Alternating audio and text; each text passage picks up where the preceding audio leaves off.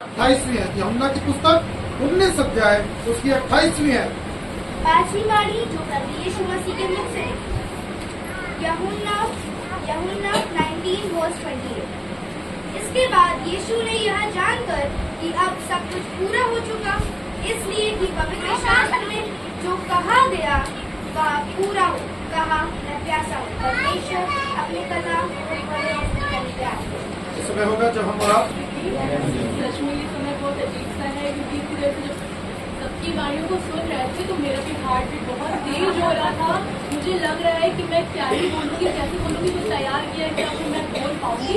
और इस समय भी मेरी हार्ट बीट बहुत तेज है, क्योंकि अभी तक लगता था कि हाँ मैंने छोटा छोटा प्रचार अपने कलीसिया के द्वारा ऑनलाइन किया है, वो तो ऑफलाइन कैमरा ऑन करके कर लेते थे, लेकिन इतने लोगों के सामने बोलने के लिए पवित्र आत्मा के द्वारा एक हिम्मत चाहिए। मैं खुदा का धन्यवाद करती हूँ कि जो पवित्र आत्मा के द्वारा जो वाणी दी गई है वो 5वीं है। और सच में जब ये मुझे मिली थी तो जब ये बोला गया था कि आपको आप लोगों के लिए 7 वाणियाँ शेयर करनी है, तो मैंने जब 7 वाणी पढ़ी थी तो मैंने सबसे पहले यही बोला था कि मैं प्यासा हूँ। मैं अगर मान लो ये मेरे पास आ गई तो मैं अपने क्या ही बोलूँगी, क्योंकि मुझे पता नहीं है ये शारीरिक प्यास है या ये आत्मिक प्यास है।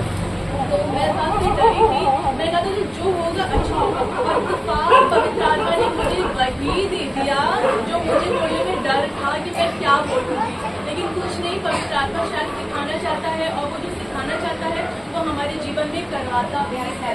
हम ऐसे ही नहीं, उसने अगर कोई वाणी दी है तो वो हम अपने ऊपर फॉलो नहीं करेंगे। हम जिस चीज़ को लेके चल रहे हैं पवित्र आत्मा उसी के द्वारा वो हमें सिखाता है, और हम वो चाहता है कि हम वही चीज़ें दूसरों को भी सिखाने पाए। तो धन्यवाद करते परमेश्वर का। और जो सच में यूहन्ना की पुस्तक 19:28 में जैसे अभी बेटी ने पढ़ा कि इसके बाद यीशु ने ये जानकर कि अब सब कुछ पूरा हो चुका, इसलिए कि पवित्र शास्त्र में जो कहा गया वो पूरा हो, और कहा मैं प्यासा हूँ।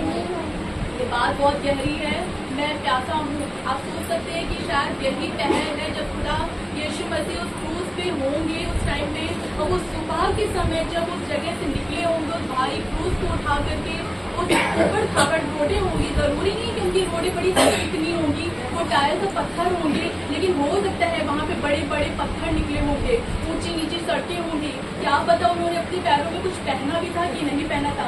इतनी तड़पती धूप में उस क्रूस को उठाकर उस लकड़ी के एक, अगर हम लोग छोटे से गट्ठर को उठा करके इस धूप में यहाँ से वहाँ तक जाएंगे तो हमारा गला सूख जाएगा, है ना, हमारे शरीर का इतना पानी रिलीज हो जाएगा कि हम सोचेंगे कि बस कुछ पीने को मिल जाए, इस समय कुछ मिल जाए, मेरा गला सूख रहा है, मेरी जुबान दांत से चिपक रही है। लेकिन उस समय खुदा उस क्रूस को उठा करके उस पहाड़ के ऊपर, जो गोलगफ्फा पहाड़ कहलाता था, वहाँ पहाड़ पर पहुंचा, और जब उस क्रूस पे चढ़ा, उस क्रूस पे था, तो आप सोचिए वो कितना लहू बह चुका था।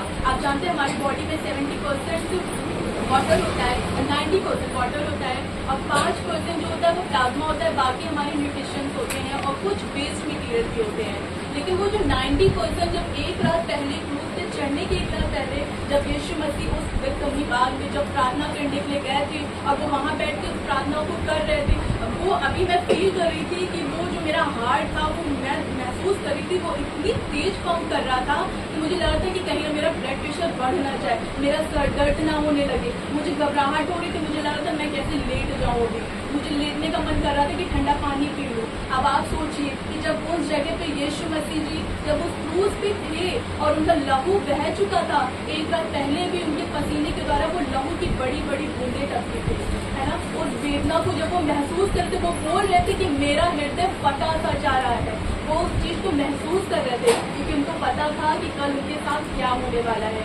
अगर आज हमें वो चीजें पता होती है तो हम कितना डर जाते थे। थोड़ी देर पहले मुझे पता था मुझे प्रचार करना, और शैतान वाकई में कानून पढ़ा तो कर ही नहीं पाएगी, तो भूल जाएगी, तो कैसे बोलेगी, तेरी जुबान लड़खड़ा रही, क्योंकि होता है, मैंने घर पे भी 2-3 बार प्रैक्टिस करी कि मैं बोल पाऊंगी, मैं शीशे सामने प्रैक्टिस कर रही हूँ, क्या मैं बोल पाऊंगी, हाँ, मेरी जुबान जब मैं शीशे सामने प्रैक्टिस करी जुबान लड़खड़ा रही थी, और मैं सोच रही थी यहाँ लड़खड़ा रही अकेले में खुद के सामने, तो इतने लोगों के सामने क्या ही बोलूंगी।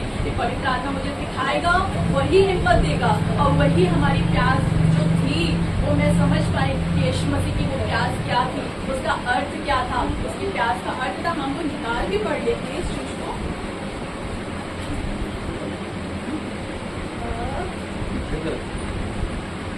भले से तो 42 जहाँ पे लिखा हुआ है वो जिस प्यास के बारे में बात कर रहा था, असल में वो क्या था, वो पानी नहीं मांग रहा था। यदि वो प्यासा हो तो वो बोलता है कि मुझे पानी चाहिए, मैं प्यासा हूँ, है ना। बट वो उस प्यास की बात नहीं कर रहा था, वो एक एक्साइटमेंट थी प्रभु यीशु मसीह के अंदर। उसमें लिखा हुआ है, 42 में लिखा हुआ है, जीवते परमेश्वर का मैं प्यासा हूँ, मैं जाकर परमेश्वर को अपना मुंह दिखाऊंगा। वो कब जाकर मुंह दिखाएगा? उसने तो अपने उस क्रूस पे, उस अपनी 33 साल की उम्र में उसने सब कुछ पूरा कर दिया था। उसने लंगड़ों को चंगा किया, मुर्दों को जिलाया, उसने क्या नहीं किया था, उसने सब कुछ पूरा किया। उसने वो वेदना को झेला, उसने ठट्ठा उड़वाया अपना, उसने क्या क्या झेल लिया। उसने सब कुछ पूरा करने के बाद जब वो क्रूस पे गया तो उसने बोला मैं सब कुछ पूरा कर चुका हूँ, अब मैं कब जाकर अपने परमेश्वर का अपना मुंह दिखाऊंगा। वो बहुत एक्साइटमेंट था, क्योंकि जब कोई असाइनमेंट मिलता है, हम अगर अपने ऊपर रख के देखेंगे, यदि हमको मेरा कोई बॉस है मुझे असाइनमेंट देगा कि जा करके तुम इस पेपर पे सिग्नेचर लेके आओ, हमें जिसका सिग्नेचर लेना है वो बड़ा मुश्किल काम है।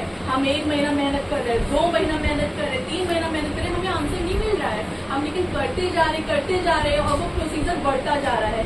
जैसे जैसे करके हम उसकी उस ऑफिस तक पहुंचे और हमको वो सिग्नेचर मिला, सोचो हमारे अंदर क्या एक्साइटमेंट होगी कि मैंने अपने बॉस का वो काम पूरा कर लिया है। अब मैं जाऊंगा और उसको अपना मुंह दिखाऊंगा और मेरा बॉस मुझसे कितना खुश हो जाएगा। वही एक्साइटमेंट यीशु मसीह के अंदर थी कि मैं कैसे जाऊं, कैसे मैं पहुंच जाऊं और मैं उसको अपना मुंह दिखाऊं ताकि मेरा पिता मुझसे खुश हो जाए। आज मेरा खुदा यही सिखाना मांग रहा है कि जो प्यास उसके अंदर उस आत्मिक जीवन की प्यास थी कि मैंने अपने प्रभु के, अपने पिता की चीजों को, उसकी आज्ञाओं को माना, उसके अनुसार अपने जीवन को जिया। उसने अपनी इच्छा के अनुसार जीवन नहीं जिया। उसने ये नहीं चाहा कि नहीं आज मैं कर लूंगा, कल मैं कुछ और करूंगा, आज मैं घूमने जाऊंगा, अरे मैं इस जगह जा रहा हूँ तो जाकर ले लो, यहाँ घूम लेता हूँ या इनसे मिल लेता हूँ। नहीं, उसने ऐसा कुछ नहीं किया। उसने क्या किया? उसने सिर्फ अपने परमेश्वर की इच्छा के अनुसार अपने जीवन को चलाया। आज वही यीशु मसीह उसी प्यास के बारे में बताते। क्या आप जानते हैं? क्या आप में से कितने लोगों के अंदर उसके लिए प्यास है? कैसी प्यास है? क्या आप जानते हैं आज हम बीमार होते सबसे पहले कहाँ भागते हैं? डॉक्टर के पास। मुझे तकलीफ है, मैं डॉक्टर के पास जा रही हूँ, है ना। आज कोई परेशानी में होते पहले 4 लोगों के आगे अपनी बातों को रख देते हैं, है ना। ऐसा करते हैं, सबसे पहले अपने पड़ोसी को बोल देंगे, अपने घर के ही लोगों को बोल देंगे यार ऐसा हो गया है। नहीं, वो प्यास नहीं है। वो प्यास क्या है कि यदि हमें कोई दिक्कत है तो सबसे पहले घुटने टेको, खुदा से प्रार्थना करो, वो तुम्हें उन सारी बातों से आजाद करेगा। आपको पता है यीशु मसीह जब हर समय प्रार्थना करते थे, हम उतनी प्रार्थना नहीं करते हैं जितना हमारा यीशु प्रार्थना करता था। यदि वो बोलता है कि तुम मेरी तरह बनो तो हमें क्या करना है?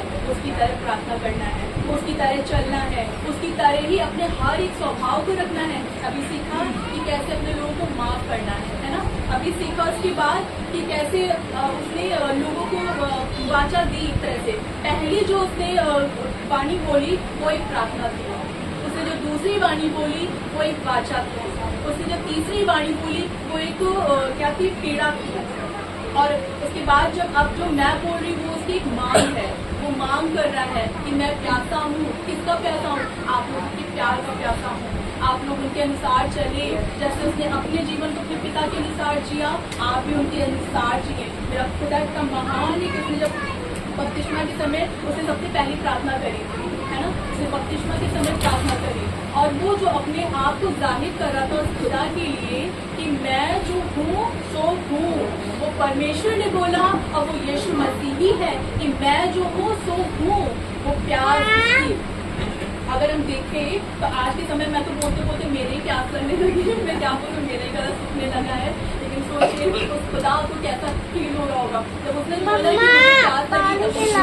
वहाँ के उनके सैनिक थे जिन्होंने उन्हें बेचा था, उन्होंने सिरका उनको पिला दिया, उनकी मुंह में सिरका लगाया। उन्होंने चखा तो, लेकिन उसको पीना नहीं चाहा। क्यों? उन्होंने चखा क्यों? क्योंकि वो उस पुरानी भविष्यवाणी को पूरी कर रहे थे। क्योंकि पहले ही लिखा जा चुका था कि उनको वो सिरका पिलाया जाएगा और वो सिरका उन्होंने चखने के बाद छोड़ तो दिया। कि मैं सोच रही थी तब मुझे वचन से ही मिला था कि क्योंकि उस जो सिरका था, जो वो लिक्विड था, जो लोग पिला रहे थे, उसमें असल में एक तरह का वो उसमें लिखा हुआ, मैं निकाल के पढ़ी थी, मत्ती की पुस्तक में है। मत्ती की पुस्तक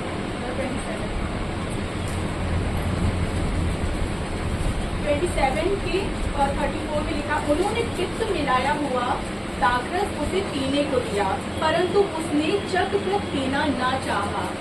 वो जो दाकत में जो पित्त मिलाया हुआ था, पहले मैंने सोचा कि हम लोग जो अंदर पित्त बनता है कहीं ऐसा तो नहीं कुछ ऐसा कोई चीज़ हो, लेकिन नहीं। जब उसके बारे में मैंने पढ़ा और भी जगह से मैंने जो पढ़ा मुझे पता चला कि एक रोगान टाइप का कोई चीज़ होता है जो उसमें मिलाया जाता है ताकि वो जो इंसान को पीड़ा होती है, बॉडी में दर्द होता है, जैसे आज के समय पे कोई इंजेक्शन लगा देते हैं ताकि उसको पेन ना हो, पेन फ्री वाला इंजेक्शन, तो वो जो लिक्विड था, जो सिक्का था, उसमें वो चीज़ मिली हुई थी ताकि वो जब यीशु मसीह पिए तो उनको पीड़ा ना हो, जो तकलीफ थी उनकी बॉडी पर वो उसको तकलीफ महसूस ना हो। लेकिन उसने, यीशु मसीह जी ने उसको जब चखा तो चखने के बाद उसको छोड़ दिया, उसने नहीं किया। क्यों छोड़ दिया?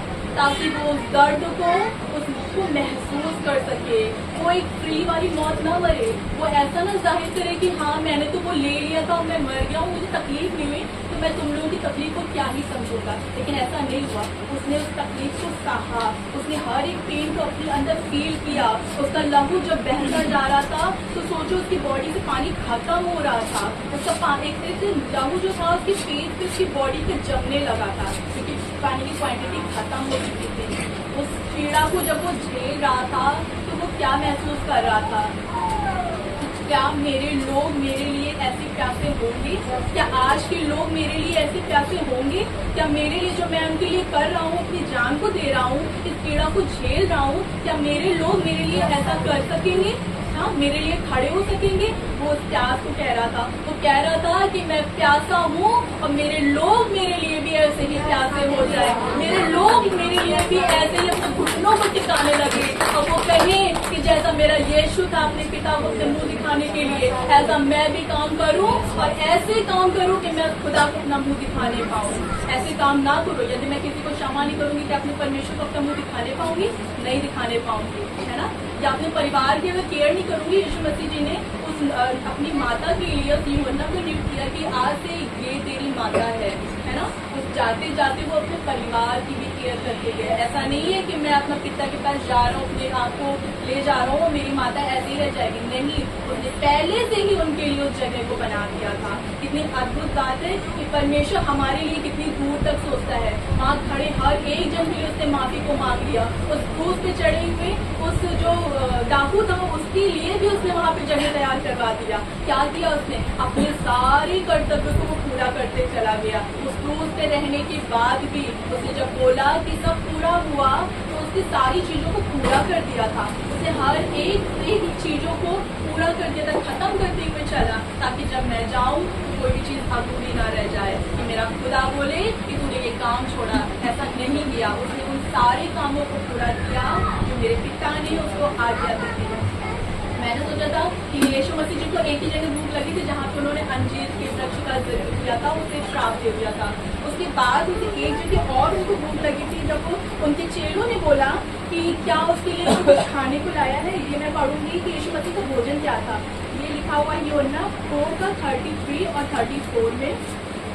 तो उसमें लिखा हुआ है, तब चेलों ने आपस में कहा, क्या कोई उसके लिए कुछ खाने को लाया है? तब यीशु ने खुद उठकर बोला कि मेरा भोजन यह है कि मैं अपने भेजने वाले की इच्छा के अनुसार चलूं और उसका काम पूरा करूं, यही मेरा भोजन है। उसने अपने प्यास को भी आत्मिक बता दिया, उसने अपने भोजन को भी अपने परमेश्वर के हाथों में सौंप दिया, है ना। क्यों किया? क्योंकि वो आया ही जगत में हमारे लिए था, हमारे पापों के लिए था। आज जो हम हैं, जो हम यहाँ खड़े हैं, आप में से बहुत लोग जानते होंगे, शायद भैया बहुत अच्छे से जानते हैं कि पिछले गुड फ्राइडे में मैं ऐसी जगह बैठी थी, एकदम सूखी, मेरे हाथ पतले थे, क्योंकि क्या था, मुझे किडनी का प्रॉब्लम था। मैंने नवंबर में अपनी रिपोर्ट कराई थी, उसके बाद से मैंने कोई रिपोर्ट नहीं कराई है। क्योंकि जब पिछले गुड फ्राइडे में वहाँ बैठी थी, मैं ना कुछ बोल पा रही थी, ना मैं कुछ कह पा रही थी, और शायद मुझे खड़े होने में बड़ी दिक्कत हो रही थी। जब लोग बच्चे तो आंटी बोलती थी, बेटा तुम बैठ, तुम बहुत कमजोर हो, है ना। लेकिन आज खुदा ने उस 1 साल को कवर करके यहाँ खड़ा दिया पिछली बार वहाँ थी, आज तू यहाँ है, और आज तू यहाँ है तो कल तू कहीं और होगी। मैं खुदा का धन्यवाद करती हूँ कि जब हम उसके लिए उस प्यास को बढ़ाते हैं, उस आत्मिक प्यास को बढ़ाते हैं। खाते पीते तो बहुत लोग हैं, भी कुछ मिलेगा तो हम लोग खा लेंगे, लेकिन उस प्यास को जाहिर नहीं कर पाएंगे। उस प्यास को बढ़ाएं कि परमेश्वर हमें इस्तेमाल करे अपने राज्य के लिए, अपने लोगों के लिए। हमारा जीवन जो बदल रहा है, हम चाहेंगे कि उसी तरह दूसरे का भी जीवन बदले। ये बड़ी गवाही है कि खुदा ने मुझे उठाकर यहाँ खड़ा किया और आज मुझे हस्त पुष्ट किया है। ये कितनी आनंद की बात है कि पिछले साल मैं कहाँ थी और आज मैं कहाँ हूँ। ये सिर्फ वो प्रेमी परमेश्वर है जो हमसे प्रेम करने वाला है और जो हमारे ऊपर जाहिर करता है। उसने उस प्यास को मेरे अंदर जाहिर किया और इस कलीसिया के साथ, जो प्रार्थनाओं के साथ जो मुझे मिला है, वो चंगाई जो आप सब देख सक रहे हैं, है ना।